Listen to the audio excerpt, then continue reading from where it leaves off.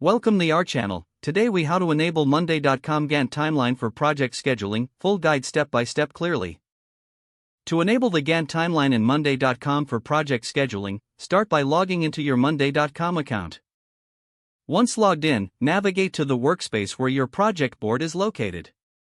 Open the specific project board you want to work with.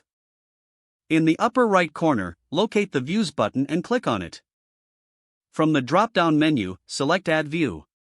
A pop-up window will appear. Scroll through the list of available views until you find Gantt. Click on the Gantt option to select it. Next, you will be prompted to configure your Gantt chart settings. Choose the date columns that you want to visualize on the timeline. Adjust the timeline settings as necessary to fit your project requirements. Once you've made your selections, click the Add View button at the bottom of the pop-up. Now, your Gantt timeline will load on the screen. You can drag and drop tasks on the timeline to adjust their dates and durations. Review the Gantt chart to ensure all tasks are represented correctly. If needed, utilize the zoom options to get a better view of your project timeline. You can also filter and group tasks within the Gantt view for improved clarity.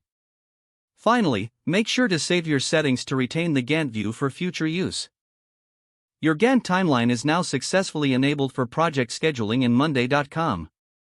If the page does not load, refresh the browser or try again in a private or incognito window. Make sure you are using the correct email address, then retype it carefully to avoid small typos. If your password is not accepted, use the reset option and create a new strong password you can remember. Check your spam folder for verification or security emails, then complete any requested confirmation steps.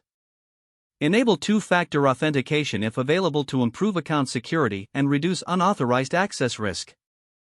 After signing in, review your profile details so your contact information and settings are accurate and current.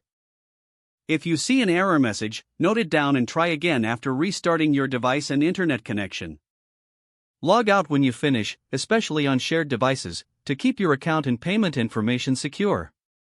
If the page does not load, refresh the browser or try again in a private or incognito window.